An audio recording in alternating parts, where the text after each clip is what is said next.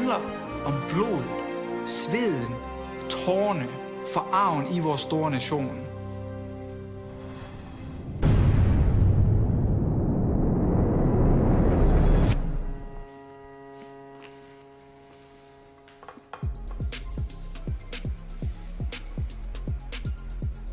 Welcome back to the EU LCS, where we just saw H2K pull off an insane comeback against reigning champions G2 Esports. Freeze, it was a wild ride. We have to award a player of the game, and coming out on top this time around is Sheriff with 41% of the votes. He deserves it. I mean, he earned it, right? Yep. Beautiful Kog'Maw performance at the end. It was shaky at the start, but that was kind of the story for the whole team.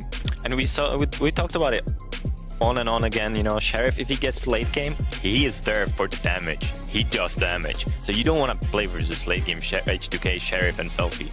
Absolutely not, especially not on the Kog'Maw. I mean, a very hype player to watch. Well, on stage right now, we've got Fnatic and Roccat, and for the league leaders, Fnatic, it's all in their hands to secure the top spot as they face none of the other top teams in the last 4 games. They also have the head-to-head versus G2, which puts them in a perfect position to cement themselves as the best in Europe. However, they did have a little bit of a rough week last week. Some kind of terrible early games balanced out by some amazing late games. So who's actually the player that you're looking towards, Freeze? Well, for me, the player that I'm looking at is Sauce for sure, because, you know, Fnatic is an excellent team.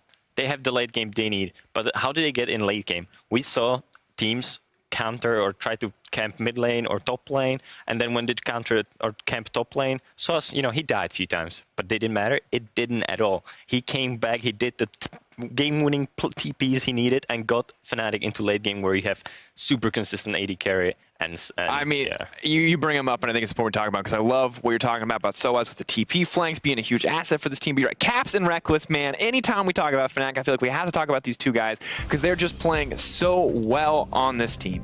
I love the synergy they have, and if you're building a team, you always look for the synergy on the carries you need. You need the balance, and the balance is that you need a playmaker on one of those roles and then super consistent either AD carry or mid lane on the other role. And Fnatic get that. They have super consistent AD carry that barely does any mistakes, and when he's in late game, he shines super well. And then they have Caps, who is the playmaker, who makes these aggressive plays and gets Fnatic into late game. Yeah, and I'm excited to see especially how Caps is going to do, see if people continue to play around him if they want to go for Soaz, or if it just doesn't matter if the Fnatic late game reigns supreme. Well, we're going to find out. Fnatic are looking to take a big step towards in the first place fight tonight against Roccat. And for some more insight on their opponents, let's hand it over to Vedius. Thank you very much, Dracos. Now, back in week 6, I expected Roccat to be one of the best performing teams for the second half of the split, and that they would do so well, they would even finish 4th during the regular season and have a strong showing coming into playoffs. Unfortunately, things didn't quite pan out that way, and they ended up having a bit of a rough week, making me look a bit like a fool. Regardless, the reason why I believe they're still a team to watch is largely just because of their mid-game. This Roccat team excites me because they often have a very clear game plan that they are able to execute upon properly and will take advantage of strong early game leads that they are able to build themselves for. Now, to illustrate this, let's take a look back at their week 7 game versus Giants. We're at the mid-game point, and Baron is the main objective for Roccat. Now, they can't rush it down as the enemy teamfight comp is stronger. They recognize that they need to control the enemy jungle and find a pick. So what do? Exactly that. Have a look at how Memento finds his target, instantly gets the kill, and then they find the fantastic fight. This is only one of the many examples that we've seen from this team's ability to play around Baron and play towards their win conditions. On top of this, the carries are stepping up. Early on in the split, it was all about Prophet, putting him on a carry and relying on his split-pushing prowess to take the team to victory. But look at some of the early laning stats from both Blanc and Hiku. These guys have been stepping up in the early game, they've been contributing to the early success, and coming into the split, if I told you that these were the players to look at, you might even laugh at me. But now, they are becoming a staple part of this Roccat roster that is fighting hard to secure their first playoffs since 2015. The challenge that stands in front of them is a big one, as Fnatic look to solidify themselves as the #1 team in Europe.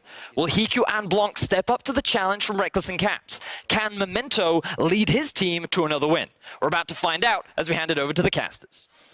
Thank you very much, Vedius. We'll have to wait and see. Fnatic already locked in playoffs, of course, but Roccat can solidify their spot near that sort of 6th spot or so. Not like anything for Roccat, because, ooh, luck can still shift around. Funny enough, despite being in the middle of the table, all split long, you can actually still end up dead last. Yes. It's that close. It's crazy. It's incredible how close our league is this year. In our final game of the day, we've got Fnatic and Roccat facing off, with Fnatic on the blue side. And, you know, Fnatic, although they are locked in playoffs, last week wasn't always the best performance from them. Caps especially actually really struggled to not die in the early game. That's true. The old classic strategy of camp caps in the mid lane was in full effect by Vitality. It was very successful, as it tends to be. Roccat, Memento Blank, could do the same. That definitely could. They're on the other side, the red side of the Summoner's Rift, the side with all the Barons thus far. And you have to look at Blank and Hikyu, who have had very good performances over the last couple of weeks. I think that carry duo, it's become very important when it comes to, of course, Roccat actually closing out games, which was a bit of an issue for them early on in the split. It's less about playing 1-3-1 comms and trying to rely on Profit in that one side lane. So I think that is a fine change for them. I still consider the biggest star in this lineup Memento. And I think we've seen, you know, Olaf games where the guy just gets like 3-4 early kills and he tries to snowball the game. That's one of the things Memento can do. And his Kha'Zix also last week, that was one of the best Kha'Zix games we've seen all split long. So him on these different carries can actually take over an early game. Yeah, we'll have to see if they can shut him down, because that Kha'Zix game was absolutely unbelievable. Best you've ever seen? It was, I'm not going to say it's the best I've ever seen, because I've seen a lot of Kha'Zix games, but he did such work against Giants. Yeah, so this was just the start of it. You know, there were multiple of these where he sneaks in. This, of course, sets up Noskaren for the highlight play, and as a support, you need those. This was my favorite one. Snuck his way in between 4 members, abusing the fact that Kha'Zix ulti is extremely strong at the moment, and then he finds his way in and destroys the enemy carries. And that's how you snowball that game. That's how you get that early Baron where you don't have to win a 5-on-5 team fight against a superior composition. So let's see this draft here. Just like last game, Tristana gets banned on that blue side, on the red side in the first phase. Olaf gets taken away against Memento. I think that does make sense. We just talked about his prowess on these early game picks. Meanwhile, for first pick, Galio is available in this draft. Xayah for Zyra Khan is also available. Have to remember, though, that there's another impactful member on Fnatic. Broxah last week had that Baron steal against Vitality, the Elder Dragon steal as well on the Kha'Zix for himself. So we might have a battle for that jungler in this game. Snuck his way in, stole everything away from Gileas, his Baron, his pride. And that was basically the only reason Fnatic got back in that game to actually win it. He stole an Elder Drake later on in it. We got the Galio. I think you cannot give Galio plus Zyra Khan. That combo is just too insane when it comes to snowballing. So I think it would be smart from Roccat to deny the Zyra Khan, or at least the Xayah on their side. They don't have to grab Rakan just yet. You can still go for priority jungler if they're looking for that one. Zag or Sejuani or Kha'Zix, all 3 are available for Memento. I have to see where Memento does want to go. Sejuani has been his most played, as with most junglers throughout this split. Hikyu has only played 1 Xayah game thus far, but you have predicted well thus far, so I'm looking forward to your next prediction, Deficio. See, I would love Kha'Zix from Broxah. I think Kha'Zix plus Galio is such an insane pick comp. He sneaks in, you don't see him, Galio pops down on you. Like, it's so hard to play against it, especially if the enemy team, like the Fnatic team, can actually split up the map and play multiple lanes. So I think it is a choice or an option for him. Ooh, different. There we go. There we go. Stick to what I'm saying, Brock, so don't try and fool me here. Once again, good prediction, Deficio. You're on form. Have to see if that Dare I predict a Rakan on the other side? Yeah, well, you've already predicted Rakan, so I'm not going to give you that. Kha'Zix, Galio, very strong. Xayah, Sejuani into it. Could be a Sivir here or an AD carry picked up for Reckless. Yeah. We've already seen the Tristana. Or you go Alistar or Braum, because you know that's going to get banned away, most likely, if the enemy team plays Zyra Khan. But it seems to be a preferred AD carry choice for Reckless in the bottom lane. Caitlyn, come. First time that he's played Caitlyn this split, though. Yeah, but it's become one of the strongest pick in Europe for a lot of AD carries. And Reckless has actually done a good job of kind of making sure he's not just playing his own little style anymore. He's actually going for the more common AD carries. Ooh, they might not go for Rakan and say, screw it, we actually want something different, because the Galio versus Corki matchup is what they're looking for. So they skip the Zyra Khan combo, also knowing that on the other side, there would be multiple different options you could play against the Rakan in terms of melee support. You can't ban away all of them with only 2 bans. So they actually say they're fine losing it. And maybe force Fnatic to ban it out if Yeah, I they mean, want to here. it would be smart if Fnatic just banned it away. Don't give them everything, you know, Zarikon plus the Galio pick also the Corki pick into Galio. So Well, I there we are. think that ban is smart on their side. Tahm Kench getting taken away. Braum Caitlyn is a good lane, especially at level 6 when you connect Braum ult into trap from Cade. Like it's hard to play against it. It definitely is, and we've still got top laners left for both these teams as well. You know, we got Prophet, who's been incredible on the Gnar and the Ornn, but hasn't really performed on carries thus far. And then you've got Zoaz, who kind of just plays everything and plays them all to equal success. Yeah, it's true. Prophet has definitely relied a lot more on getting early jungle attention to make sure you can play aggressive and far forward in the lane. Source is the guy you leave on an island if you want to. He's the Smitty J. He's the Smitty J, go down 0-5 and still ends up doing something really insane for late game fights. So that's a great thing for Fnatic when they have two great carries and Caps and Reckless they can rely on. Let's see what else we get here. Prophet seems to be put on a tank. They're saying, you know what, we got insane late game damage from Hikyu and Blank. They were our carries last week. Let's rely on that again. Prophet, you're just on a tank, can technically be swapped down to support, but we don't see on support too often anymore. On the other side for Fnatic, Tarek is available. I want to see what else is actually up in terms of support. We have seen Janna come in from Hylissang once earlier in the split. I wasn't a big fan of it, and I don't think they need Janna here because there's so much, you know, backline damage on Rocket's side. It's going to be the Morgana instead. A lot of protection with the Black Shield. Can make some picks with the binding as well, but looking across the rest of the team, I worry perhaps for their damage output, although Galio on that AP Galio can put out a bit of damage they got now. Feast as well. I think it's fine. I don't think Fnatic's gonna miss damage. It's a blind pick Morgana though, on their side. And the answer from Rocket is gonna be that Janna Xayah lane, and if you just avoid the binding, then you're by no means scared of Morgana, because here's what happens in Morgana lanes is, especially against something like Janna or Lulu, is AD carries trade with each other. Morgana's like, I'm gonna help you, here's a black shield. Janna's like, my AD carry, I'm gonna help you, here's a shield buffing you so you deal more damage and you can actually block. Yeah, actually gives you a shield. It actually gives you a real shield. Because Xayah doesn't care about black shield from Morgana. It's so only magic damage to that shield. this is a very, very hard matchup then suddenly to play for Reckless because he's dealing with a Janna shield on top of the Xayah, where Black Shield will not help him in those AD carry trades. So I think blind picking the Morgana is risky on the side of Hylissang, but the pick potential of this Fnatic comp is pretty insane. Like, imagine the amount of chain CC you're going to have when you land a binding into a knock-up, into a trap, and all that kind of stuff. Just as you guys know, we will have a brief delay before we enter the game. A switching of one of the monitors for one of the players. It's the same issue that caused the pause earlier, so we're going to make sure we get it all sorted before we get on into the action. However, that's the thing about these EU players, Medic. A bunch of divas. I can't really Why do they want them. screens? You want to have a... Yeah, I mean, you just do it blind, right? Cosplay Lee Sin, do the entire thing blind. There's a giant screen. You can just walk off stage, look at the screen, see what's happening, go back and play. Yeah, just predict all of the movements for the next 10 minutes to for sure. And Wasn't you like can't this see in your anything. day. In your day, you played with a toothpick and a bit of string, and you were That's happy true. for it. Back then, we had to really work hard. Let's come back to these two teams. And it's a reckless screen. You talk about the pick potential from Fnatic, you talk about Roccat having a strong bot lane, but what you haven't talked about and what we haven't discussed is scaling from these two teams. Last game, it was a mid-game, early-game comp versus a late-game comp. Here, it doesn't feel too cut and dry to me. Yeah, I think there's decent scaling on both sides. I think Rocket's late game comp is easier to play because on the other side with Fnatic, you have this Galio plus Kha'Zix combination where it's a lot of relying on Broxah. If he actually wants to set up the Galio ult, flank sneak his way in, Galio comes down on top of him, but that's where Janna ult, at least against the Kha'Zix, can be valuable.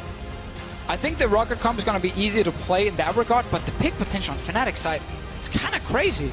I mentioned just before you talked about the monitors, like the amount of chain CC you can provide already early on, from binding into trap, that's enough to lock you down for, I think people in solo queue say around 20 seconds where you just can't move. Right, it's a year, isn't it? When Yeah, you, it's when a you year, get caught yeah. by Morgana binding, you can go through university, you can pay off your student debt, you can have a family, and then by the end of it, you get back on into the game. I gotta give you credit, you managed to do a lot in a year, if that is what you managed to accomplish, Well, yeah. based on 1 year only. But yes, you can do a lot of stuff while you're binded and then trapped. It's true.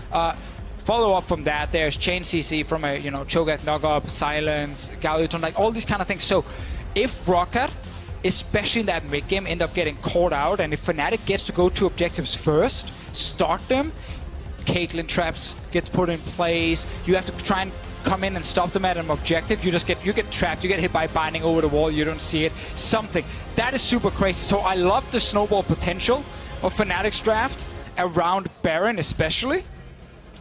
But I think the late game teamfight of Roccat is just a little bit easier to execute.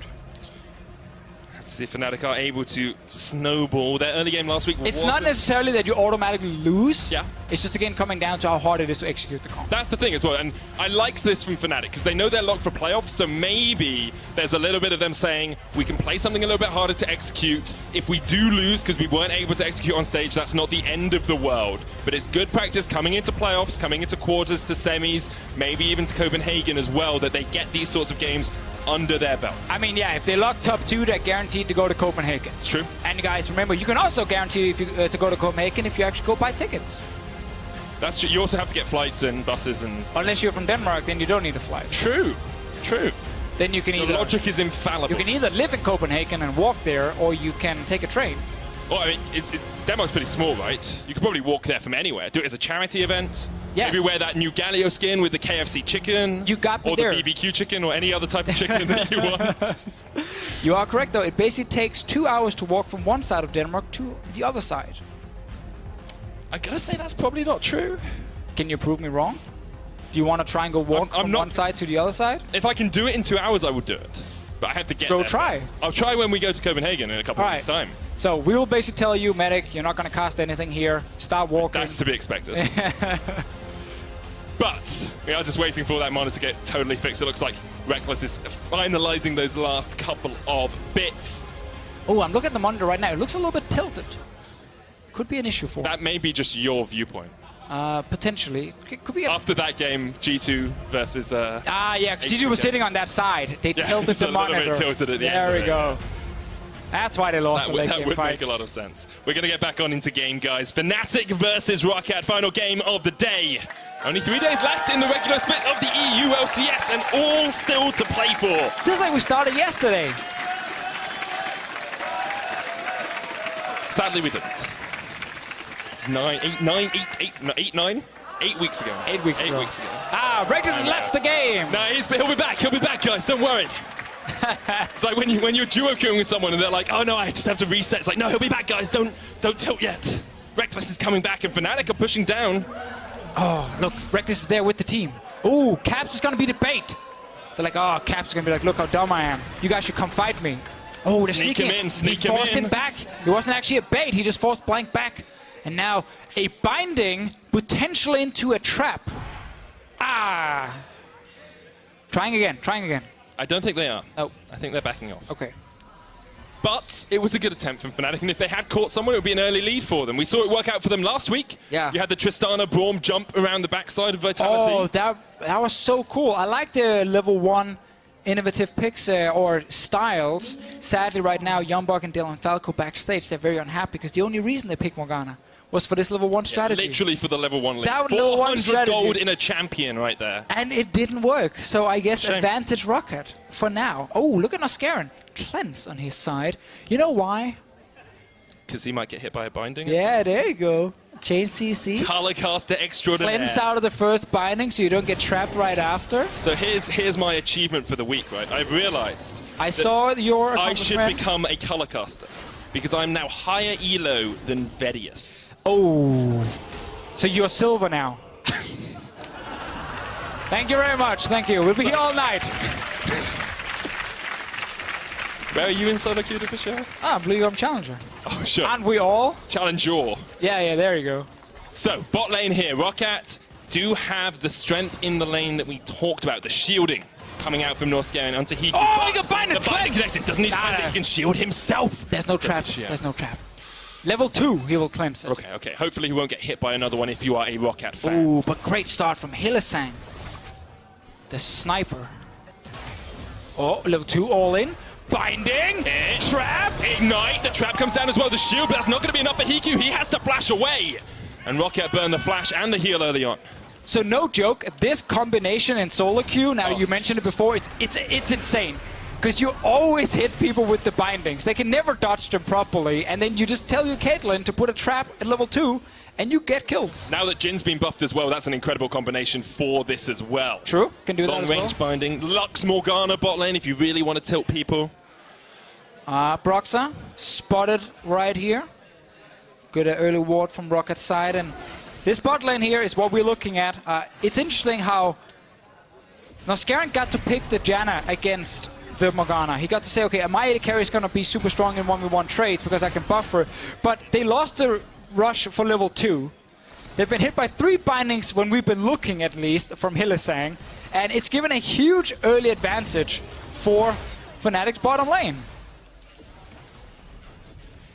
That it has. And we have to see exactly how Roccat is able to play around this advantage for that bottom lane. It's 10 CS already. However, Blank does have a 10 CS lead in the mid lane as well, Deficio. I think a 4th binding just connected. Meanwhile, yeah, as you highlighted, Caps did go back to base early, and he didn't TP back to lane. He walked back, which is why, of course, he's at the moment down in CS. And his early game hasn't been his strongest point in the last couple of weeks. Against Vitality, he was camped the absolute heck out of, but he also died 3 times at 15 minutes, was behind in CS, had a negative goal differential as well. No one stays alive if they get camped by Gilius, that is for sure, and Caps felt that twice this split, because both games Vitality actually managed to do exactly what we see on screen here, just chain gank Caps. Could be slightly hard on this one, with the Corki in the mid lane. Not the greatest gank setup, seeing as he just kind of deals damage and nothing else. But it has been a consistent weakness for Fnatic. I look back at Worlds, I look back at Summer Split last year as well. Caps being camped is when they lose. Yeah, I mean, that's the thing. It will be a problem for them 1 week, and then it won't happen for like 2 or 3 weeks, and then it will be a problem again for some reason. It's almost like Fnatic forget to ward around mid lane after a couple of weeks of Caps not dying to ganks. Top lane Memento look for something, but Soaz will be fine, flashing away. Meanwhile, bot lane, still a giant problem. Potion is gone from EQ. We're looking again, so every time we've been looking, Hylissang's been hitting bindings. 4 so far from what I could count. Let's see if number 5 will connect. He's not going to throw it yet. I don't want to take turret action just the yet. tension. Number 5. There we go. Great stuff, Hylissang. I was probably too enthused by that play. It was enthusiastic. If it's number 6, it's insane. 6 ins. Anyone can hit 5 bindings in a row. That's true. What about number 6? That's true. Especially against Noscarin, who has been an incredibly good support thus far. Probably one of a in the running, possibly for Rookie of the Split, although Jizuke has quite a firm hold on that. Yeah, that's kind of the thing. If Jizuke didn't exist, Noscarin would be up there. But it kind of highlights how awesome our split has been, because we've had a lot of new rookies, and I feel like a lot of them, of course, again, Jizuke being the front runner, but a lot of them kind of jumps into the conversation. Yeah. Shareth lately. Ruin. Man, that's been great. Ruin, of course, on top side. Noscarin, as you highlighted, with support. I think it's cool to see a lot of different rookies, where last split, we had 3 rookies in the vote. That was it. Pride did do a good job, especially towards the end of that split to win the award. He deserved to get it. Now we can see Broxa invading on towards Memento. Neither jungler really having too much impact in this early game, but there is that slight lead for Fnatic that we talked about. Still looking at Blank and Hiku to be the main carries here for Roccat, but Memento is that facilitator for them. We need a good gank from this Sejuani. He could turn things around. He missed number 6. I told you guys, you only hit 5. You never hit number 6. It's true. Does the count start again now for Hylissang? Yes, no, start back 0 from 1. That's what... Things have changed. Things have changed since you were a support man. Or if you hit in between 2 champions, that's technically a goal. Oh, it's 3 points then. Yeah, so that counts a bonus. Yeah, it's like... It's fine. Hylissang's doing everything perfect at the moment. Blank in the mid lane is just, as we highlighted earlier, just farming against Caps. And again, Caps went back, got a Dark Seal, walked back to lane, didn't want to use early TP, knew that maybe he would get a gank against him, so he was forced back and could then actually TP back to lane without falling further behind. But it is a problem that EQ is falling down in this lane. First back, though, could change it quite a bit, and just make sure that you don't get hit by as many bindings. Slowish early game here, but there's still a lot of potential for action as we crest this level 6 mark. Caps there, has the hero's entrance, can move to a side lane. Soaz has the teleport and the feast as well. Yeah, and one of the things about range support is they're so easy to gank. They're so squishy. Bot lane, if you get the same push for Reckless and Hylissang with this combination, Caps puts a control ward to the bottom side of his mid lane with the little side brush. He walks down and he just ults straight in with Broxah, and they kill this bottom lane. They take turret, they shut Hikyu and Oscarin down. It is definitely one of the things Fnatic can do with this draft. You can also go top side where you have Feast from Cho'Gath. It is harder to set up, so I prefer it on bottom side. And now we get the first back as well from AD carries. Reckless loves to go tier 2 boots. In this case, gets a pickaxe as well due to some great farming. More attack speed, trying to push the lane as much as possible and set up this play with Galio plus the Kha'Zix. Sheriff does have the BF sword for himself, so does have actually quite a bit of burst damage on the Xayah. If you can get those feathers pulled back through someone, you can just nuke them down. So Hikyu can trade very effectively, but Reckless just wants to push the lane and get it onto the turret, and then he waits for Hylissang to land the binding. He knows not to just go in and take the 1v1 trade against a Janna shield Xayah. It's all about pushing for him in that bottom lane. Also, Glacial Augment from Hylissang, we saw this earlier. Now, one thing is, of course, if you get an auto attack, you slow them, you can easily land a binding, but that's not the main thing. It's the fact you're going to build one of my favorite items, Twin Shadows. Spooky Ghost. Spooky Ghost. So when you land the Spooky Ghost, it leaves a giant slowing field behind the enemy, and it's just a little bit of nice extra utility. The slowing laser of doom, I think we'll call that one. I think that there's a development here for Roccat as well, because we're coming up towards the sort of end of the laning phase, end of the early game, towards mid-game. We've still got a few minutes left before we're really there, but Rockat's mid-game has been strong, and it's something we want to see them do consistently. The gank in mid-lane isn't really going to pay off too much, as Caps can just hero's entrance away onto Broxah. But to me, that was a bigger win than what maybe it looked like at first, because they got the Galio ulti. Very That's good key. point. Oh, bot lane. This could have been a Galio ulti situation. Noskaran with the cleanse away from the Soul Shackles. Here comes the ace in the hole. The ignite, the first blood. Reckless secures it. Hiku's getting caught out as well by Broxah. Featherstorm, but he's locked in place. The bindings connect. It's a double for Reckless. Listen, Morgana's the best support in the game if you hit every binding, or if you get hit by every single binding. Hylissang walks in, finds Noskaran, who even took cleanse, trying to avoid something like this from happening. And the Galio ulti was used defensively, meaning it couldn't come down and actually secure another kill for Fnatic, but they didn't even need it. Now to get bot lane turret damage. Mementos here, no ulti on his side. They have a 30 CS lead in this lane as well. They're pushing the lane. TP, Teleport's coming in behind. Memento here. Doesn't have the Double Vision TP. Prison. There's the Black Shield, but that's going to be locked out. Call of the Forge got the ramming. Squad is here. They can't quite connect onto Hylissang. Soaz there as well with the teleport. And Roccat will just force them away. Soaz will be able to survive for now. Oh, missed it! Off towards the side. The jumps in. The Binder connects again, but the unstoppable Valkyrie comes out. Caps in from the back line to get the third kill from Fnatic. Oh, we need the full replay of that from when the double TP starts, because everything just went wrong for Roccat. The angle of that Ornn ulti, because he was standing next to the wall, meant that he couldn't actually turn it enough to hit where Fnatic was moving towards their own turret, so he ended up not doing anything. Then he dives forward anyway to try and do something. Let's see the setup again. So this is the original one. Noskaran, flash cleanse ready, walks in. I'm not sure why he tried to do that, but allowed Hylissang to land a super easy binding. And then Noskaran ends up flashing, still gets stunned, and he's too low, so he can't do anything. Poor play from his side, and Hylissang even gets another binding. That was a little bit of mispositioning from Hikyu as well, because they had seen Broxah come in towards that position. So Rocket's bot lane, not going to be happy. Hylissang, crazy, Bulgarian sniper, kills everyone. He controls bottom side completely. Now, double TP. Look at the angle on this Ornn ulti when it comes in. And because Ornn is right next to the wall, he can't actually move enough to completely turn it, so it will hit where Reckless and Hylissang are moving. So he doesn't end up connecting, and then they dive forward, they get into a trap, Blank misses the big one, probably wouldn't have killed Source anyway, and then he ends up getting CC'd, and Caps walked all the way down and gets a free kill. So double TP used, lost your bot lane, lost your mid lane. And lost your bot lane tower, because that's what Fnatic got off the end of this as well. 4,000 gold ahead, 12 minutes in. And remember what we talked about in Champs League, how Fnatic's combo around Baron, oh my god, amazing. 5 traps, Cho'Gath Feast, like it's so good at creating this little insane choke point that you just can't walk through because you get CC'd by one thing and you get CC'd by 10 other things right after. So when you give them, of course, early kills, early turret, well, they're gonna go towards that Baron in 8-10 minutes time, and it's where the comp is super, super good. On the other side, though, we do have those two carries. We have Blank, we have Hiku. They have fallen behind now, but they have a track record of doing very well. In Week 7, they were ahead in the early game. They had good KDAs, they had good damage a minute. Maybe that's not true right now, but they can scale into this game. It's a double AD carry comp, which does scale relatively well. It does scale very well if they get to the late game. And that's kind of the key thing. But we said the same thing with H2K. Last game against G2. They got there.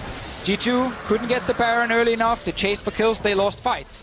Roccat can look to do the same. It's not as clear-cut in this game because the Cho'Gath makes it a lot easier to secure those Barons. And the siege of Morgana Caitlyn is also difficult to deal with. So it's not as easy for Roccat to just, automatically win a fight on 3 items. Despite them having these 2 carries who need to scale, especially because Xayah, oh my god, she's so far behind. 40 CS. Infinity Edge already completed on Reckless. Rod of Ages completed on Caps. No tier 3 items for Roccat yet. And it's over 2,000 gold it's between the 80 monumental. carries. Between just the 80 carries. Like, Reckless on next back. He's going to get his Zeal, for sure. He's going to probably complete his Zeal item by the time Hiku gets his Essence Reaver and Boots upgraded. And that's it. And you've got Scaling on the side of Caps as well, who's got the Rod of Ages, just finished the tier. Top lane's pretty even, but as we said, that's just an island this game. Not really much to be expected out of that. But that's why I love the Cho'Gath, in Europe especially. And I feel like I actually want to see his win rate because he's been so successful in so many games. He allows you to easily secure Baron. No chance or less chance of a smite steal from the enemy jungler. He's great in these team fights where it's about killing front lines first because he can just feast the front line and he's so tanky on his own.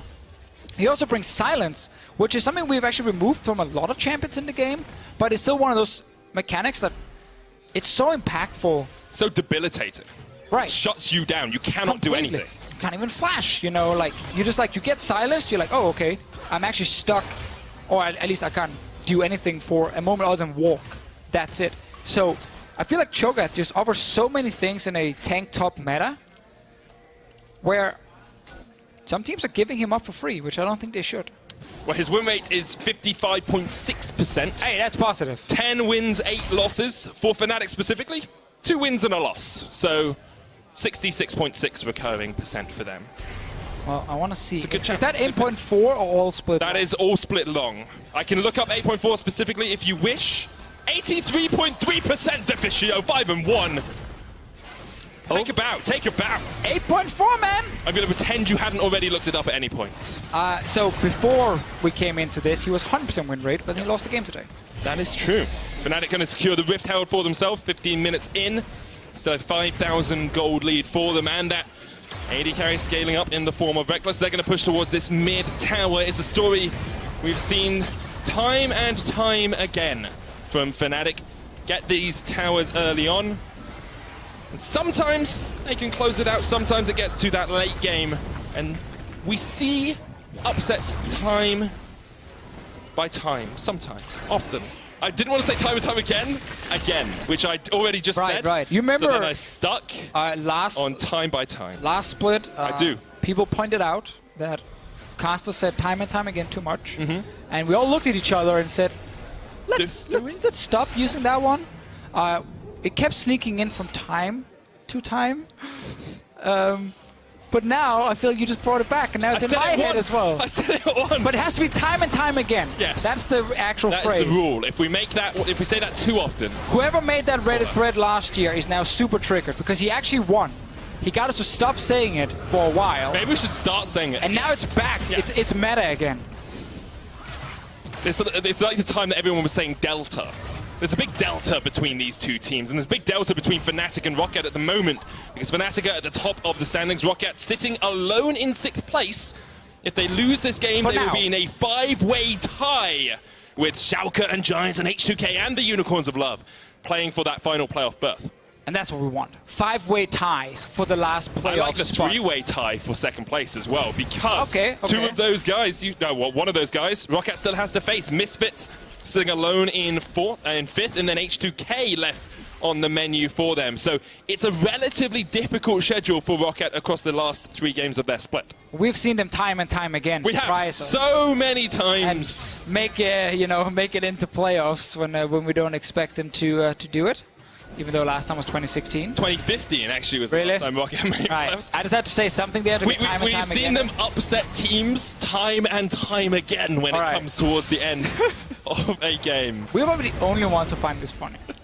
Yeah, no one else does. There might But be, like- sometimes you have to amuse yourself. It's true. We can also laugh at the fact that Rocket's bot lane can't dodge bindings. You know? They are 50 CS down in that lane as well. Yeah, it's cost them quite a lot in this game. Now, remember guys, we're waiting for Baron. Have some patience. We want to see the 5 traps set up in this little entrance here to the Baron pit with the river. And then when someone steps in and think, maybe I can dodge around the trap, out of nowhere, a binding comes flying. That hits you in the face and you die. So that's what I'm waiting to see with this Fnatic draft. Because when it comes to pure team fighting, as we talked about, it can be difficult to execute with the Kha'Zix Galio. That was clean. Yeah, That was smooth from Hillisang. soon we got Twin Shadows. Yes. I'm feeling it. Even better. Spooky ghosts. You've got Spooky Kha'Zix alien. Void monster, I believe it is. Oh. Although this is Dark Star Kha'Zix, so yes. Spooky alien void monster. Going to take away this red buff, securing that top side of the map because that's where the Baron is. Or at least where the Baron is going to be at the 20-minute mark. 2 items finished on the Caitlyn, only 1 on HeQ. Triforce as well for Blank. Now, Fnatic could also just play for the tier 2 turret. Yeah. Especially in mid with Kate and Morgana because it's such a good siege comp.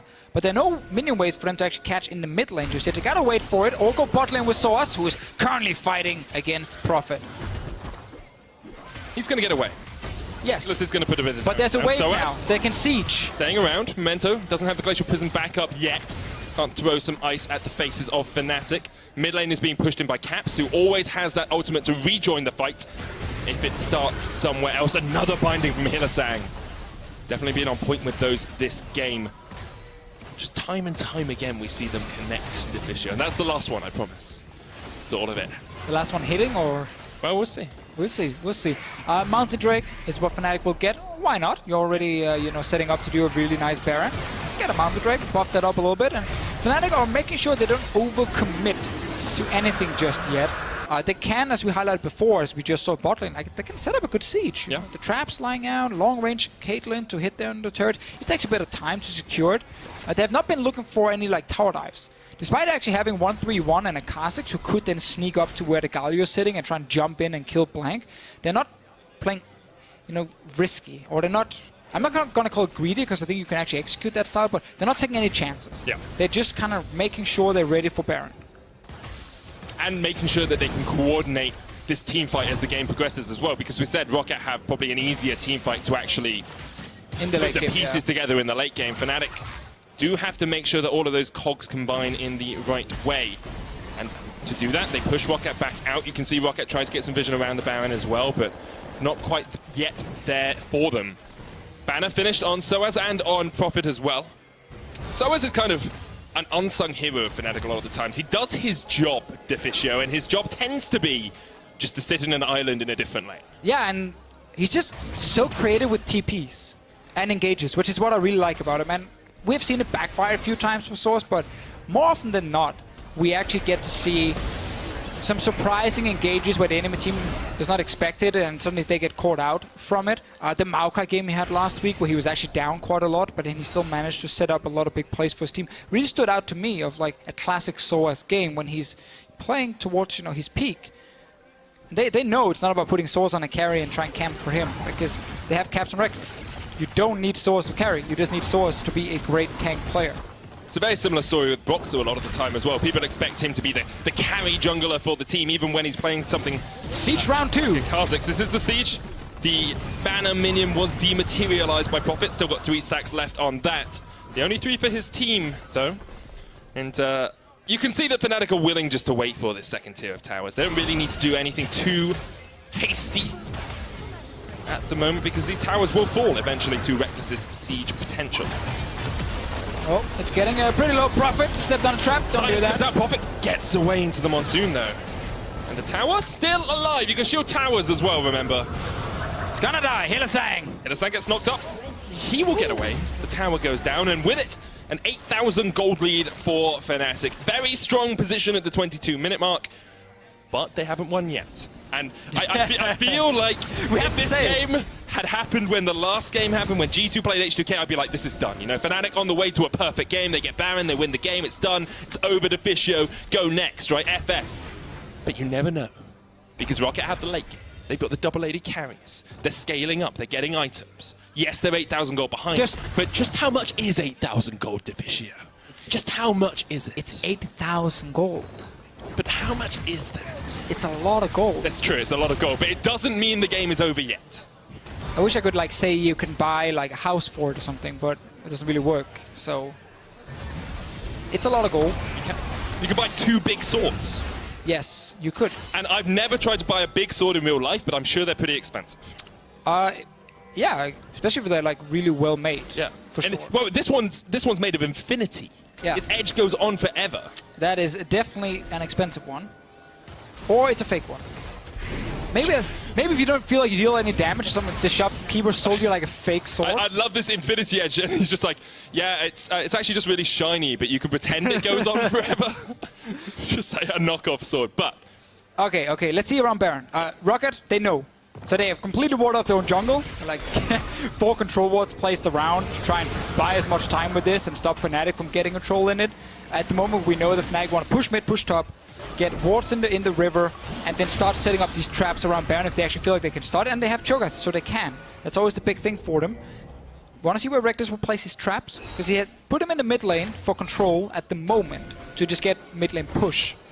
Once they feel ready to do Baron, they're just going to move them over. When are they going to be ready, though, Fisher? Because it's been 4 minutes since the Baron spawned. I'm getting a little apprehensive that Fnatic will never start the Baron. They'll just keep pushing waves and, you know, being boring. There has to be a point where they just call for that Baron. I mean, you got 3 items on your 80 carry, so just depending on how much gold. Like, okay, Cap's sitting on 2,200 gold, so obviously he can go back first and spend it. But I feel like at this point, they are ready. Like, they can start the Baron here and look for the pick and not necessarily finish the Baron, but just turn and catch that one guy with the trap or with the binding, and then you actually secure a kill for yourself. So I think it's fine to look for more like this into the jungle, but then you got to fully commit in with actually a lot of wards available, so you can take over this side. Otherwise, Roccat is never going to get caught out in the jungle itself. Still only that 50 CS lead between Reckless and Hiku. That hasn't extended any further. 20 CS in the mid lane as well. But Roccat will be not comfortable in this situation, but happy that Fnatic haven't forced anything yet. Yeah, this is the moment for Roccat where all they're saying is just don't lose Baron. Yep. It's literally the most important thing. Keep putting all your defensive vision on that side. Keep pushing mid and top as often as you can, and just keep getting gold. Because their way to win is not taking a fight now. Like, look how far ahead on items Reckless is currently. Like 3.5 fully complete items to 2 on the side of Hiku. So taking a fight now sucks for Roccat. And that's why they hope Fnatic decides to do nothing. But Fnatic shouldn't, of course, do nothing. Caps has got his double needlessly large rod as well, building into a Rabadon's, and most importantly, Deficio. Spooky Ghost. Spooky Ghost is complete on him. More pick potential. Well. Have to see if that Laser of Doom does Because remember, to the rift. Glacial Augment applies that little slow field after you hit the Spooky Ghost, because it's an item that slows down someone. And that, Here we if go, you here we are, go. yeah, there you go, you see. Didn't actually apply that time. Must have already been applied recently. Oh, so it must have been on cooldown. Yeah, it must have been on cooldown. Does go on cooldown, of course. What is the cooldown on it? It's a certain amount of time. Correct. Thanks.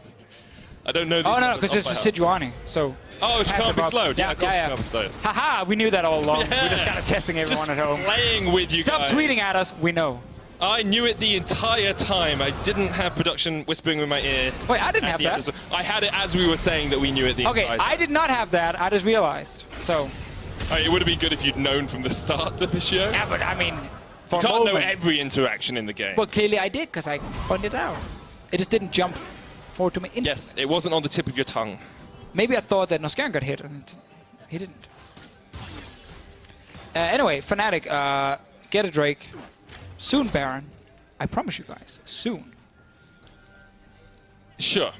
You promised me this for a while, and I'm starting to feel like it might not happen to Fisher. I'm starting to feel like someone has to go there. Fnatic might just somehow find a pick and then win the game without taking the Baron, which would be good for us because it means that every team that's taken a Baron today has been on the red side, and we wouldn't want to ruin that stat. Oh, so not a single blue side Baron has happened today. This would be the first if it was to happen. Cloud Drake is secured by Fnatic. They now have double Cloud and a Mountain. Infernal up next. So I assume also red side would be 4-0 today. I do not know that. Would just be weird if you won a game without getting a Baron. Doesn't That's happen true. I very assume often. they're 4-0 as well. We can look back down the scores, but that's a lot of effort. Not going to do that right now. So Fnatic setting up for no healers and might get cut out. What happens? It's got the He got the black shield. black shield. It's going to fall off eventually. There's the Glacial Prism. And here, Sang flashes it. Root lands. I like this play from Roccat though, because they're punishing Fnatic for being sloppy here. Oh, there you go. See. There it is. But Hylissang walks in alone into the enemy jungle when his AD carry is killing wards inside the Baron pit. So that's obviously not the way you're supposed to play it. And I like that Roccat are just committing to force him out, get his flash, try and buy a bit more time, but it's still Fnatic with the control. And gold lead's just extending. It's almost 10,000 gold ahead for Fnatic now. Rabadon's death cap completed on Caps. 3 items, as we say, on Reckless as well. Roccat are very far behind. And they can two-man this. Like, Cho'Gath and Caitlyn together can just start the Baron, and then everyone else just forces them away. Hit it, Soaz. Hit it! There we go. Said it was going to happen. Fnatic going to try and secure it. Memento does have the flash. Red team's 4-0 in games in every Baron, but Caps is going to stand in his way. Memento flashes away. He's going shot comes in, but he can't quite secure it. And Fnatic get the Baron, and they get a kill for themselves as well. There we go. Fnatic, it's not about rushing forward and getting kills anymore. They're trying to play a lot more slow. They set up good vision. They had control of the Baron pit. They knew they could start it with the Cho'Gath, and eventually they're just executing. And as we said with the Cho'Gath, it's not a 50-50 smite when the jungle gets in there. Like, it's really hard to actually steal it against Cho'Gath teams. So Fnatic secure the Baron. And Roccat secure a not perfect game. Ah, that's also an achievement. It is. It's important to do these things, you know. Stop the enemy team from perfect gaming you. You get a tower for yourselves. It's a little bit of gold, yes, but now we do have Banner of Command on Soaz. That's coming off cooldown, so he'll look to push in with one of those Bob minions. Probably use the bot lane, right? The Bruce Banner minion. Because it's a Hulk. Okay, sure. That was funnier than you give it credit for. That was the one you stole from Twitter, wasn't it? No. Yeah, you literally admitted last game you stole it from Twitter, but you just forgot it. Yes, I did. So I'm not going to give you any credit. I'm going to write to that person instead and write, haha.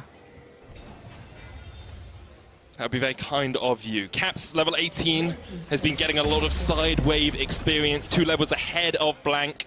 2 levels ahead of anyone in the game.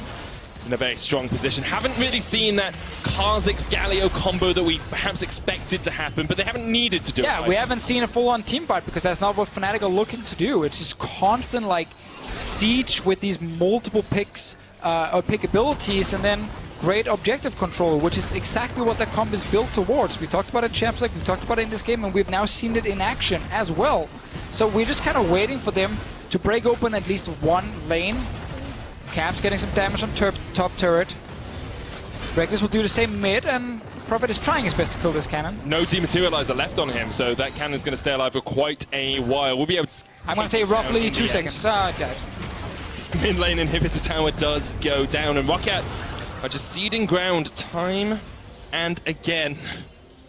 Almost did it again there. See, now it's in your head, man. It's in my head. I can't get it out of my head, Deficio. Reckless is going to be able to secure the mid lane inhibitor. This is clean stuff from Fnatic. This is what you want to see from a team that's already locked into playoffs. Strong, consistent performance by them, and really no way for Roccat to answer. No, and that's the best thing. They're not giving Roccat a chance right now to get back in the game.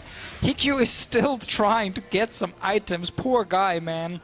With 31 minutes in, and he's still not sitting on 3 items. Meanwhile, Reckless, 4 fully completed ones. And 2,000 gold on the Caitlyn. It's actually insane. I think so. Reckless is 5k gold ahead of Hikyu. That's just massive. I mean, they've got a 14,000 gold advantage, but this is such an important game as well for Fnatic here, because winning this puts them that 2-game cushion. which is so good for them. It means they're probably going to be able to lock in that first spot and a bye to the semi-finals and a game at least in Copenhagen. Roccat, on the other hand, will fall down to that 6th spot. The Call of the Portugal is going to come in from the side as Roccat just try and do something into the faces of Fnatic, but Cav says, oh no you don't, he stands firm. And Broxton, meanwhile, in the bottom lane is going to get an inhibitor tower. Look at the damage on Norscaven! Yeah, but Roccat is so far behind. Disgusting! EQ pops down the feather, so Memento looking for the engage, but Inhibitor's just going to fall here. Profit walks forward, the Soul Shackles come out. And Fnatic don't even need to engage to win these fights. Roccat can never actually get the carries forward to deal damage. Memento's dead. A delicious feast for Soaz. 1-0-1 on this chokeout. He has done his job. It's just a complete stomp because Rockat's draft here, it's falling way too far behind. It all started in the bottom lane where 5 bindings in a row hit from Hylissang that we saw on screen at least. They took full control of the laning phase. They didn't get that double kill where Hylissang sets it up against Norscaven first, and it just snowballs from there. And Fnatic just executed so well in this game. Roccat, like, they're trying now, but just don't have the damage. And they're going to get caught out once again as Profit falls. Fnatic trying to finish this game without losing a single man. Caps there in the front line as well, and EQ just gets destroyed. Blanc trying to jump away as well. Hylissang with the binding doesn't connect onto Norscaven. The redemption comes out, but there's no redeeming this Roccat lineup. Fnatic, the flash, the winds of war. It's a killing spree for Caps. Roccat just have no way to go. Back to the fountain, they say. A double for Caps. Fnatic lock it down 10-0 as they secure their spot at the top of the EU LCS.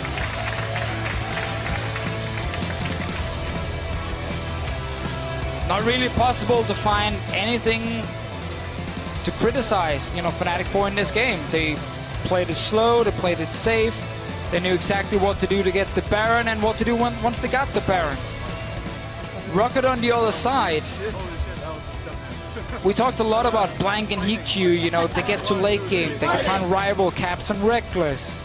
Memento, normally good control in the early game, but we just never got to a point where we really could talk more about them or see more from them because they felt that far behind early, and it felt like a matter of time before Fnatic got the Baron and then would take the base. And when you play, W8D carry scaling, it's like, okay, great. If you get to the late game, it's super good. Yeah, if you never get there, if your AD carries 5k gold behind the 30 minutes, like, you can't obviously win fights. The enemy mid lane is level 18 at 30 minutes as well. You know you're not in the best of spots. And what I like about Fnatic in that game was how little they fought.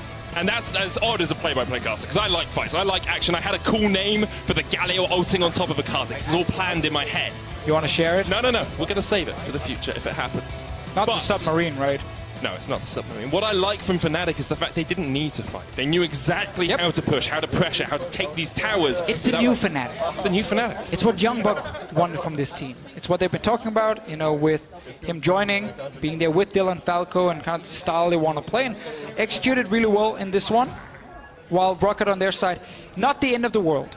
Because they look at the schedule with the 4 games remaining, and it's not the Fnatic game they're looking at saying, easy win, we got it. No, it's the next few games they're playing. They got H2K next week. That's a key matchup for them. They've still got Vitality and Misfits as well, though. I know, but it's easier to beat Vitality and Misfits than Fnatic. Oh, I totally agree. If you're Roccat, that's still the goal for you, coming in. You have to beat H2K for sure if you want to make playoff. And you probably have to beat at least either Misfits or Vitality to be in the running for a tiebreaker. I don't think they came in saying we're of course going to take down Fnatic. So this should not change too much in terms of their mindset. They are still very much in the race for playoffs, and they just need to bounce back tomorrow. Yep, just need to work out exactly what went wrong. Maybe it was draft, maybe it was the way that they played that bot lane as well. The bot lane was a giant issue this game. Yes, it was. And a lot of that was Hylissang playing very well, but also mistakes coming out from Roccat, you have to expect. The question I think then becomes, if you're looking at those bot 5 teams, if you're looking at, Roccat, Giants, H2K, Unicorns of Love, and Schalke, who's not getting it? Because you've only got one spot. There's 4 of those teams aren't going to make it, and we keep saying they can bounce back, Because they can. 4 teams aren't making it to playoffs, Deficio. Ooh, nope. And predicting the one team to make it in at the moment seems impossible. I totally agree with you. I just wanted to see if you do. I think we're going to talk about it in the post-game lobby. We definitely will. Don't forget to share your pick for player of the game at LoL Esports. This time it stands between Reckless, Broxer, and Hylissang. I know we have an interview with Reckless and Hylissang coming up just a couple of moments' time. Oh, so do you give it to the person who set up all the kills, You or give the it guy to who got all the kills? You give it to Hillesang. He was a god. He landed every binding. Every binding apart from those two that we missed. But to get more insight on Fnatic's win, here's Pyro with their bot lane. Thank you very much, gentlemen. Yeah, I'm here with two player of the game candidates, so we'll see who ends up taking that one away. But first of all, you win this game very cleanly. You guys are in the playoffs, guaranteed already. You're 2 games up on everyone. It feels like you're cruising on easy street. How does it feel after this win? Yeah, it feels pretty good to be locked in playoffs. We will kind of learn it today that we're actually in playoffs. Feels really nice, and I guess winning over Roccat was nice, but I feel like they had to win really badly, so it feels actually a bit bad for them. But yeah, it feels nice to win anyway, so yeah. Certainly does, and it was nice to see you be able to pull out an old favorite as well. You grabbed the Morgana again, you were hitting bindings left and right, and then I remembered, oh yeah, this is what Unicorn's Hillesang used to do. Reckless, you mentioned you're almost worried for a second when he locked it in. Did you feel that after like just a couple more hits that, oh no, never mind, he's a god on this? So basically, pretty much the entire year actually, late game has been a thing where you've just picked champions that work really well at like 40 minutes, 50 minutes, and that has won a lot of games. So I was a bit worried today when we were planning on playing Morgana, because I knew that they had the chance of going Janna, and Morgana into Janna late game doesn't sound too fancy, but after, I think it was already level 1 or level 2 maybe, he got something really good, and then we got the summoners of Hikyu. I realized that I was going to have a really good time with Hillesang next to me, so I was happy about it. It was definitely off to the races after that. Now, this has already been so different than what we saw last week. There were some really crazy games. You guys had a tough loss versus Misfits and then stole a win from Vitality. What did you do to tighten up your play so cleanly this week? So I think it's been pretty clear over the last couple of weeks that we haven't been doing that well early game. So we've put a lot of focus on picking champions that can contest, for example, mid 2v2 or top 2v2 to make sure that we get some sort of pressure somewhere. Also, playing better bot lane matchups. I think I spent maybe too much time focusing on the Sivir because I felt like Sivir was one of those champions that excelled so much in the late game that I kind of forgot that bot lane priority is important as well, as you could see this game. So I think we just put a lot of focus on the early game in general, and I think it looked better today. Like maybe not as clean as I would have liked it to, because I think we could have pushed our lead harder than we did. I think we kind of slowed down there for like 10 minutes in the middle of the game, but much better still than last week. So I think we're on the right track forward. Certainly looks that way. Now, you guys have really kind of developed as not just a team, but particularly the duo of you two. Can you tell me a little bit about what that's been like kind of growing together as a pair? Well, it was actually really hard in the beginning. We have really different play styles between me and Martin, and it was kind of a struggle in the beginning of who is gonna follow who. Am I gonna like just focus on farming and scale, or is he gonna like play more like all in and just try to kill enemy in laning phase? So we kind of like end up with a plan that we kind of need to like do something in between, and I think that shows up in the games that we have 10 times better in laning phase, like the latest games, than in the first games we played in the split. And yeah, it goes really well, and we are learning as do really quick. Certainly, and not a moment too soon, since you guys are heading, of course, towards playoffs. Now, you still have a couple more teams on your plate. You have Unicorns of Love tomorrow. You're going to be facing a few other teams towards the middle of the table to round out your regular split performance. Are you approaching those games any differently than you normally would, considering you're already locked in? So right now we're not really thinking too much about our state in the league, because I think we got really held up with that last year, where we were just focused on like who we were going to play in which game, and then we kind of forgot about what was actually going on here and then. So we've been really focused on like winning every game, regardless of who we're playing against. But now that it's looking like we are almost secure top 2 already, as long as we get one more win, if I'm not mistaken, I think we're maybe gonna try some more stuff on stage, because I think we're really just kind of playing for wins right now, and I think we could be much more experimentative than we are currently. So we'll see about that. I don't know exactly what our coaching staff has in mind, but I think we can definitely try some stuff out if we already locked in first, for example. I think that would be a good idea. Okay, I really like that answer, because I know that you may not be able to reveal any particular secrets, but if there's something that you guys would be allowed to play, not saying that the coaches would definitely let you do, if there's any champions, any strats that you guys would want to try, what would it be? Kai'Sa. Oh, a little soon, right? Or Vayne, yeah, Vayne would be nice. Okay.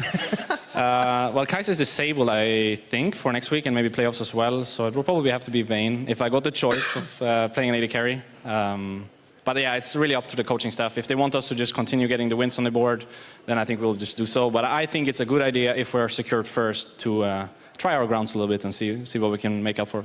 Yeah, scientific. Scientific, definitely not trolling, right? So, Hilly, is there a champion that you would want to play if you absolutely just didn't have to worry about anything for the next couple games? Maybe bot. Ooh, okay. All right, well, hey, you know what? Anything can happen, right? I'm looking forward to it. Of course, you are going to be playing off against your old team as well, and even though Unicorns weren't necessarily able to grab themselves a win, are you guys worried at all about this team going up ahead? It always seems like a crazy bout when it's Unicorns versus Fnatic. So I think Unicorns has been pretty good actually the entire split. They just didn't get the wins on the board, so people are kind of counting them out. But I think they've always been pretty good, so I wouldn't say it's going to be an easy game by any means. So I don't think we'll go into the game expecting us to just win by being Fnatic. I think we're just going to try as hard tomorrow as we did today. So I wouldn't be too worried. I think we're just a step above most teams in LCS right now, including the Unicorns. So if we do things the way we usually do them, I think we should be able to get ahead with another win, and that win should mean that we're clear top 2 or maybe clear top 1. So that would be a nice way to end week 8. Certainly would. Now, one step ahead, you guys just got to keep stepping to make it all happen. So thanks again for joining me, guys. Congratulations on your victory here today. Thank you so much. All right, we're going to go ahead and send it off to Dracos and the EU LCS post-game lobby.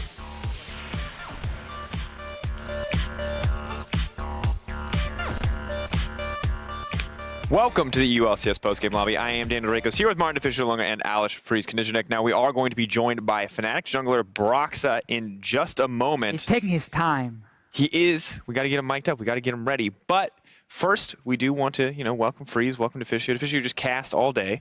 So talk to me a little bit. How are you feeling? You got a little loopy there at the end with your Morgana rules for point system. Technically worked. I said 5 in a row, and you will never hit number 6, and he actually missed number 6. There you go. So that was probably the best prediction I've ever made. Pretty proud about that one. I then also predicted... You predicted H2K would beat G2. That was also really good. Okay, I got 2 really good ones today. That was, yeah. What's wrong with you? All right. You're crazy, man. All right. I got the first 2 games wrong, though. You did. Horribly wrong. I do want to talk a little bit about the last game, though. It does feel like Fnatic just continue to prove themselves to be kind of this dominant force in the EU LCS. We'll hear more from Brox on his perspective. But Freeze, you called them the best team in Europe. I know you were. It didn't feel 100% certain in your heart with how well Splice were performing.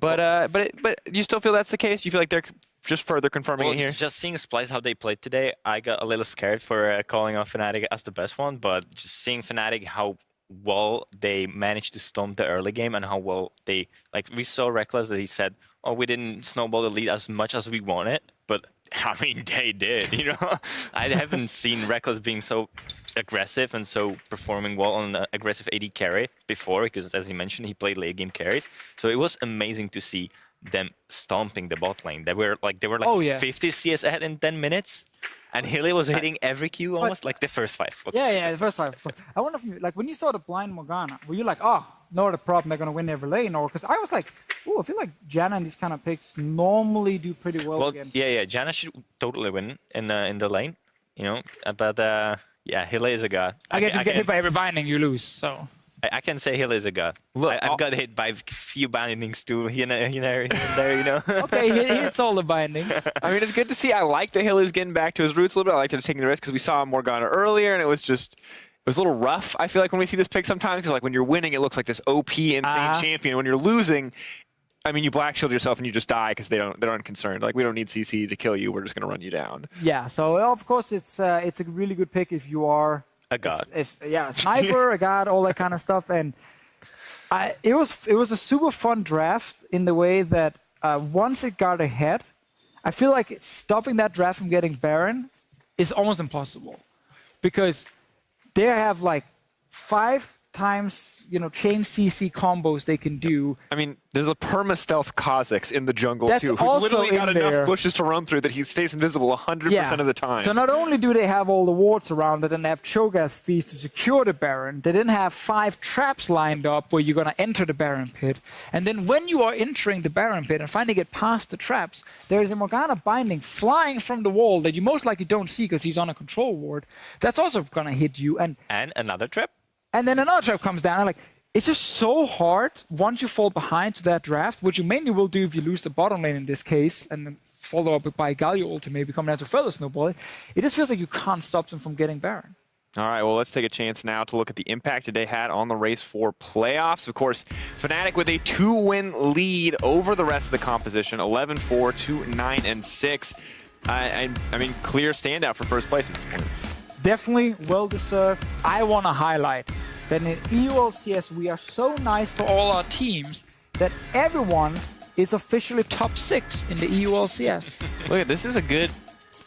This is the best and worst time of year to be an analyst. This is the most wholesome standings ever, though. Well, yeah, it's true. It's super whole. This is the participation trophy of standings, dude. I mean, everyone is in 6th place, but I feel like it's the best time to be an analyst and the worst time. It's the best time because, anyone can take it. It's exciting, but also... You could be wrong at any moment. But no one's going to flame you for not knowing who's going to make playoffs, right? Who do you think is going to make? No, you first. Okay, see? What does Broxton say? Oh, he doesn't say a lot. Okay. I tried to make a joke. You trying to make a joke? Brox, get in here, dude. You're chilling. You're waiting on the outside. Hey, I think we might have been waiting for some kind of cue, but just get in here.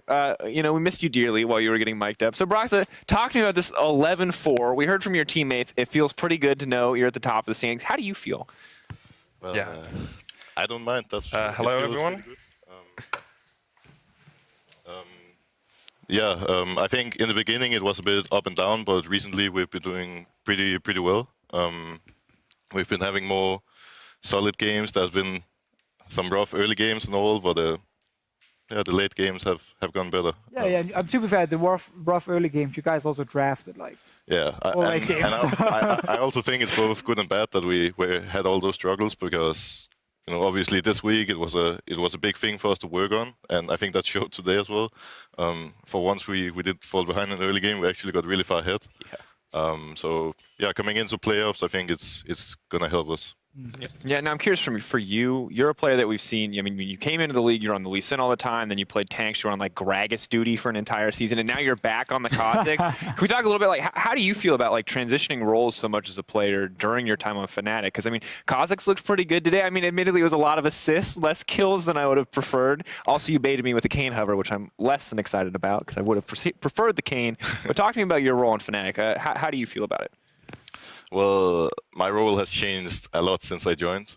In the beginning, it was just about me fitting in. I just had to fit in and be whatever we needed, and I think that also impacted me a bit at the start of Summer Split because I didn't really do my own thing.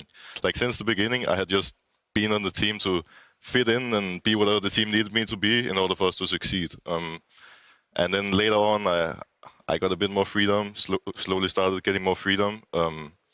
But sadly enough for me, that was on tank duty at that time. If I had the freedom on Elise Lee Sin, it would be more exciting, but not much I can do about that. So that's absolutely fair. Now, Broxa, we've had a lot of people come on the post-game lobby and make playoff predictions. Deficio talked about it. There's a participation trophy award series of teams in 6th place. Everyone in EULCS is top 6. So I wanted to ask you about your playoff predictions so far. We talked to you. You've been able to lock in your top 5. Yeah. Let's take a look at them. There is a 6th place that is missing, but let's start with the ones we know. We'll get to the 6th place, what we're now calling the participation trophy. I don't know how I feel about that one, but it does flow off the tongue nicely. So let's talk about how this actually went down. We'll start with Fnatic. So Fnatic, clear first for you guys. No doubt in your mind that anyone's going to contest you at this point. I think after today we should be able to secure the 1st place. I think a lot of things has to go wrong in the last games, especially because we're playing some of the lower ranked teams. So I think we are locking in the 1st seed after today. Agree. Can't really argue against it. It's hard. It's kind of just you guys are winning. You're number 1, and you have an easy schedule. So I feel like they're only playing against top 6 teams, which they still have the late game, guys. They got the late game. They got the early game as well now. Listen, Fnatic's gonna get number 1. I think we're gonna lock that in. It will not change. Okay, but number 2 is actually interesting to me because before today, I would have been willing to be like, all right, G2's looking good, but Splice are looking better today. Yeah. And G2 just lost to H2K after kind of failing to execute a very early game draft. Now, it happens to the best of us, right? Or the best of the teams. Definitely not to me. I will not execute anything. But why in G2 number 2? Why so much faith in them still despite the losses today? I think even though they lost today, they're still the strongest team. They have a lot of experience. They have a really strong... Usually they have a really strong early game. We showed today, like they were extremely strong early game, but then they just got outscaled. And I think if they can draft a bit better comp that also has some scaling, then they're usually doing really, really well. And yeah, like it's difficult for me when it comes to G2 Splice. I think they're really close. It's more or less the same team, but G2 just has that much more experience, which gives them a good edge. And then when it comes to Vitality Misfits, they're just having a lot of ups and downs. Like Vitality came in really strong, and now they've lost a lot of games. Misfits are just really up and down. Like one day they're doing really great, the next day they're getting stomped. So it's just really, really hard to judge. And I think overall G2 Splicers looks more stable, with G2 having more experience and therefore having better chances. And Misfits is an interesting one to me, right? Because they don't quite have the win buffer that a lot of other teams on this list have, Vitality, G2 Splice especially. So I'm curious, Freeze, we watched their game today. What are your impressions of Misfits right now? How do you see them as far as playoff contenders go? Well, for me, Misfits, they're just trying to pick composition that are so hard to execute instead of just getting for the easy wins, you know? You could just get something that is way easier to play, way safer as well, and has less risk involved and more reward. But they still believe that they're the best macro team and they can play something that is super hard to execute. Okay, I'm curious though, because you said easier to play, like better. Isn't that just a better draft? Like, are you just saying that their drafting is poor, or is this just still that kind of concept of being over married to the perfect game? Yeah, I think it's just being, as you said, married to the perfect game. Can't really play perfectly all the time. Yeah, it was a little disappointing. Deficio, you as well. Misfits, Vitality. Who stands out the most to you on this top 5 list? Is there anything odd to you here? G2 second. Are you lost faith? Yeah, I mean, I lost it last week when I said Splice would get second place. Oh, that's true. And not G2. So I'm feeling very happy about that prediction. I'm not feeling happy because G2 is losing, but just based on the prediction itself. Here's another reason for me to be concerned about G2 is, first of all, I realized once GP fell out of meta, it's been a lot harder for G2 to pick up wins, because GP was a pick where they would get early goal leads through top lane, because Wonder would never lose lane, would actually win CS and had Klepto, and then he would have insane scaling on the GP, so you could always be a carry in the late game. That's gone. Wonder's not had the same impact ever since. Second thing is, last time they had a game where they stomped early game, failed to close the game, and lost to a better late game comp, was against Fnatic. And immediately after, they collapsed and said, oh, we cannot play early game anymore. We have to pick late game now. That's the style for us to play. They did that for all of last week. Should have gone 0-2 that week, because if they don't get ahead early, they don't actually look that great. They just rely on perks then for late game damage and not Yanin, and Wonder is on the tank in this meta. So I am very concerned regarding how G2 wants to now play tomorrow and next week. I don't think after GP has been removed, the team look as strong. And that's why I think they're actually going to drop down to at least third place. I want to chase this a little bit, because you seem very down on G2. Third place is where you think they're going to end, or do you think they could go down to fourth? They could. I think they could even go down. They could go further down.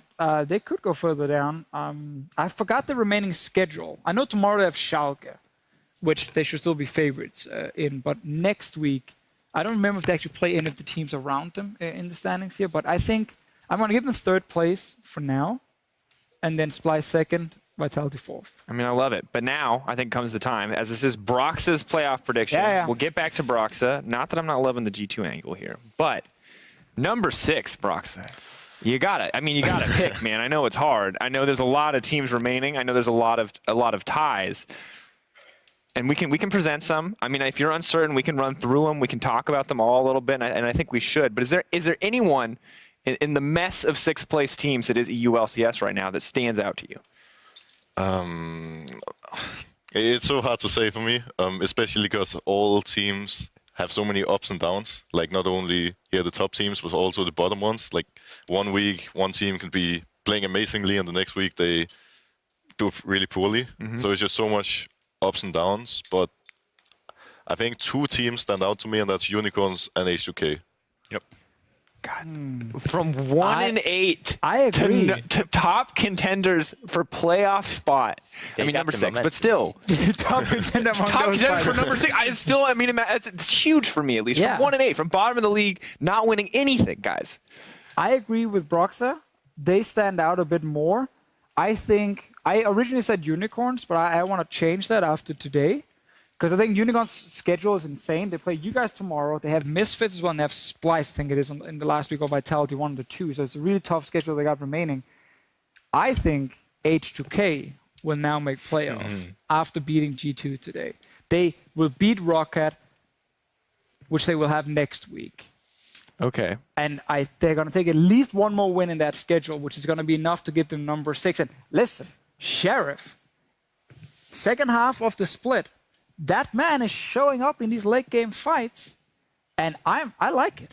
Freeze, you've talked a lot about Sheriff. I know you talk about like the Czech relationship that you guys have, but do you have any special insight? Do you think this guy is, like, even as a young player, ready to be playing in playoffs? Well, once I talked with Sheriff a bit in the first few weeks, he felt very uncomfortable. He was very shy, and he wasn't himself. You know, he's this happy guy that always strolls around, makes funny stuff, and then he's very, you know, he believes in himself.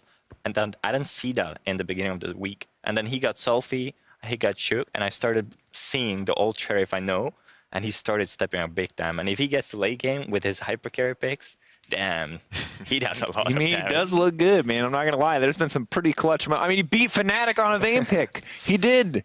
Yeah. The dark times of Fnatic and Star Split, but now you could only be losing to a playoff contender, and I think that would be fair. But Broxa, Unicorns Love or H2K, man. I mean, we got to go one way or the other. Yeah. Unicorns Love, good team, but strength of schedule seems very terrifying. H2K, also good team, easier schedule. What do you like about H2K?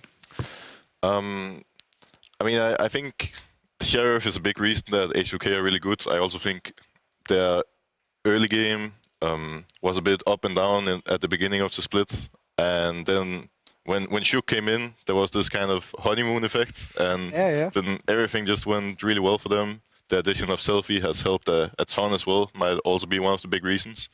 And I think they just look pretty good at pretty much all phases of the game. Obviously, early game today didn't. Yeah, I'd say early game's a bit shaky. They lost every lane because Yeah. of the comps as well, the draft. A big thing is that they have really, really good carries, so they always have someone to rely on later in the game, even if things go wrong. Like Sheriff and Selfie can really step up and secure them some wins.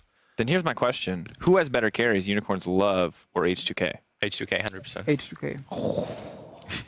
Exile and Samix outclassed by the rookie Sheriff and Selfie.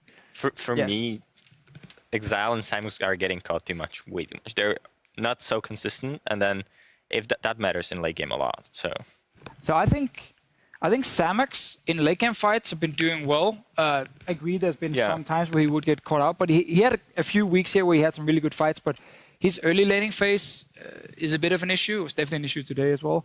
And Exile is the thing is, when you say Exile is great, the next game he goes 0-10. And when you say he's bad, then he goes 10-0. So it's really hard to rely on him consistently. And again, with the tough schedule they do have, they can't afford carries who could be up and down or inconsistent, as Brox also highlighted with these teams. I think H2K, they just have a more stable base they can rely on. All right. Sounds like you guys have your mind made up. Brox, before I ask you for final decision, I want to remind we also have Schalke. We have Roccat. We have Giants. Someone just told me in my ear because they're concerned that my slow speaking was me buying time to figure out what the remaining teams were. I remembered production. Anyway, so there's 3 other teams. We haven't talked about them all. Is there any one of them that could surprise us in the next few weeks, or is it really just the race between Unicorns 11 and H2K? Like Schalke looked pretty good today, but then they have so much. Fnatic. Yeah, they have so much on stakes as well, and I don't know how they will play under just so much pressure. Yeah, I think Schalke is going to lose to G2 and Fnatic. So it's not even about them not being good enough to make it. It's just, I think they've kind of, their schedule is not in their favor, and they lost too many close games early in the split. So the safe prediction for me is they're not going to make it. I think Roccat as an outsider to make it in. I know today was rough, but Yeah, I think Roccat is pretty good as well. Like normally they seem really strong.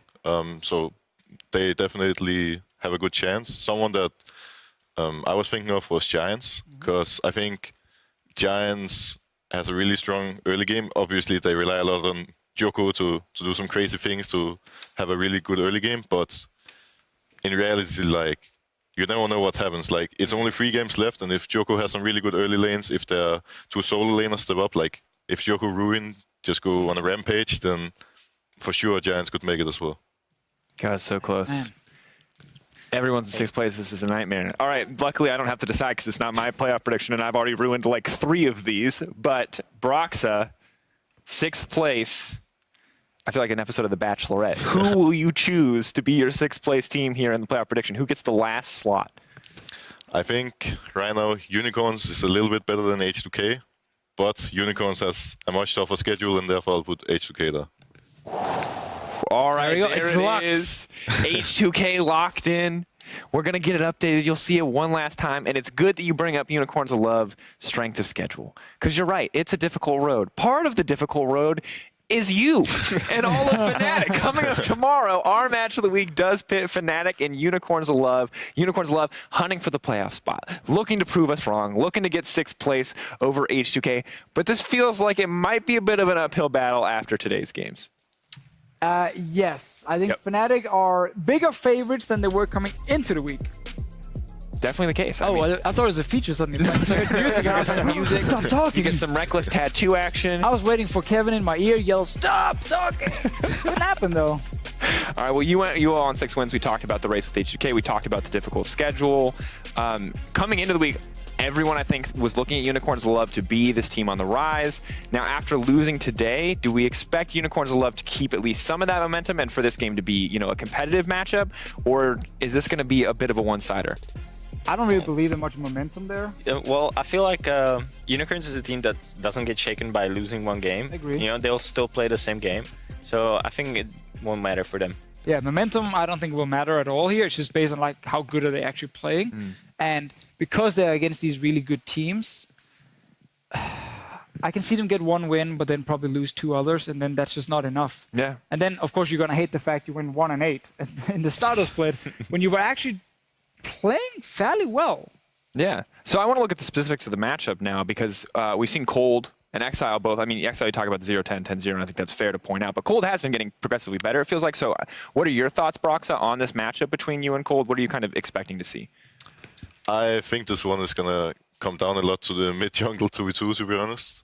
I think both mid laners tend to play really aggressive and do a lot of crazy things. And at the same time, Cold is their captain. Like, if we somehow shut him down, then I think their communication will get a lot worse. And yeah, I mean, Cap's Exile matchup is pretty insane. Like, these 2 guys just want to go ham and kill people. And yeah, I mean, if we can somehow shut Exile down, if we can push into a jungle and pressure Cold a bit, then I think it's going to be really rough for them to do much. One of the big things for Fnatic is I feel like Exile is just kind of a discount version of Caps. Because when both of them are playing on the edge, Caps just succeeds way more with the aggressive plays. And I feel like he's mechanically a step above, and I feel like his game knowledge has now also kind of hit that point where after now over a year of playing, so while they're both trying to play the same way, I 100% agree with that one. I just think Caps is better in basically every part of the game. Except we've also seen Caps be vulnerable. So I think it's good that you point out that the 2v2 is important because we've seen that like the prevailing strategy that we saw in spring, which was camp Caps to shut Fnatic down. We did see Vitality use that to some pretty decent effect. And so I'm wondering, you talk about this, like, how he's clearly ready for it. You're clearly ready for it, which I respect. Good analysis on your part that after Caps died 3 times in the mid lane that you should probably protect him. I like that. Good strategy. But I mean, is this something that, because I feel like Unicorns of Love are perfectly set up for this in the sense that Cold lives mid lane the vast majority of the games, at least when Exile's not playing Azir. So it does feel like Unicorns of Love are set up for success in terms of that 2v2 mid jungle, even if Caps maybe have the edge in individual players. For me, Cold is trying so hard to protect Exile late in the games. He's just there all the time. And he gets punished for it as well, though. Sometimes he gets caught as well. So, yeah, we'll see how well they play together and how well they play around Vision. But that's going to be the key for Unicorns if they can survive, basically, versus Broxa. This is really interesting thing. Maybe, Broxa, you can help me here. But the camp cap strategy only works for 1 week normally, and then it doesn't work for a few weeks in a row because then Fnatic are like, oh, we should help Caps in the early game. Or Caps like, maybe I shouldn't be so aggressive if the enemy jungler could be nearby. Yeah, okay, so we have Roxy here. Because then after a few weeks, it happens again. Is this a thing where you guys go into scrims and like look back on a VOD review and go, got it, protect Caps, and then you forget about it, or is it just like there's some weeks where Caps is maybe playing a little bit too aggressive for his own good and it works sometimes and sometimes it doesn't when he's not? Well, who knows, man? You can't share that. That's fair. Maybe it's even just a mind game. Like, before the game against Vitality, we were like, all right, they have a sack, guys. Maybe Caps just go ham. Like, this guy's going to gank you. It's going to be fine. We're going to steal Baron. We're going to steal Elder Drake. And then, coming into next week, all the teams we're playing against, like, oh, damn, this guy Caps, he's dying all the time. We want to do that too. That's going to be the way to win the game. I mean, everyone else playing League of Legends, you're playing That's why they're number one. These mind And that's why it's not going to work for Unicorn. Caps isn't overextending. He's playing a brilliant mind game. Ah, man.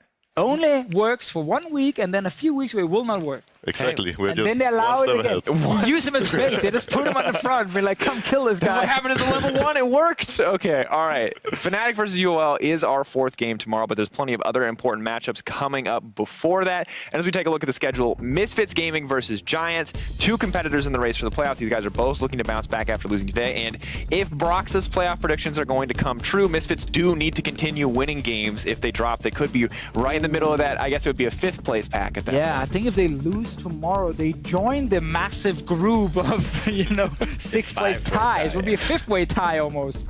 It would actually be quite insane if Misfits end up losing there. We'll be favorites, but we've said that before. Aside from Unicorns Love versus Fnatic, what matchups do you guys have your eyes on? Splice versus Is H2K going to be a Splice? G2, Schalke, we talked about Schalke stepping. Is there anything that really stands out to you guys? For me, Splice and H2K is going to be interesting because I see what I saw in Splice in H2K in the earlier stages of the LCS. I want to see how they match up. Splice is favorites, obviously, but H2K might, if both teams go late game, it's going to be amazing because you will have 2 hyper carries. Oh, I'm down. So who do you predict to come out on top? Splice. Oh, God. And the loyalty just gets thrown out immediately. I feel it's just like Splice is a better version of H2K so far. All right, let's just do predictions across the board. Splice, H2K. Splice. You predicted H2K and they beat G2. Everyone sells out so quickly. Listen, that's why I said G2 will end under Splice, because H2K will beat G2 but lose to Splice. Got it. It all makes sense in my big prediction game. Broxa. I'm putting a little bit of peer pressuring you right now. Splice or H2K? Who's it going to be? I'm going Splice. I hope it's going to be H2K, but I'm going Splice. I've never been good at peer pressure. G2 Schalke. That one, I'm tempted to go Schalke. Wow. Just based on what happened last time, G2 failed to execute an early game comp, and they just completely revamped how they wanted to play the game. And it was so bad for them. I wonder how this team is going to react to this loss here, because there were already some tweets flying out right after about being like, what has happened? How did we lose a 12k goal lead or something? Like, it's rough for G2 at the moment. The last few weeks has not been great for them. And I could see them continue downwards in terms of, mindset, but also in terms of figuring out how they actually want to play in this current meta. Do you want to play early game? Do you want to play late game? What do you want? All right, well, we're going to find out tomorrow. For now, at 12 a.m. Central European Summer Time and 3 p.m. Pacific Time, NA LCS Academy is starting over in Los Angeles. Opta Gaming versus Cloud9 is the first matchup there. And in case you didn't catch all the action from the ULCS tonight, you can check them out in our rebroadcast right after NA LCS Academy. For now, though, it's time for us to call tonight. So, of course, thank you, gentlemen, for joining me. Thank you, Broxa. Congrats again on the win. We're going to be back tomorrow for more fights in the race for playoffs. We'll see you guys then. The towers enlisted to help the Unicorns of Love, and that shield will not be broken, and it will be taken down. Vitality get themselves 2 kills. Not done yet. Woo! Too many minions to deal with. Mini Troopax gets jumped on with the Cataclysm, and despite a lot of damage on the Cabochon, it's White Knight that goes down. Vitality, stop the magic! They've lost the top lane on the side of Giants, but now all of a sudden there's a reply. 2 for 1. Upset, flashes over the wall. He's not done yet. Chasing Giants after the double kill secured. Steelback's running low, and the Janitor can't clean up.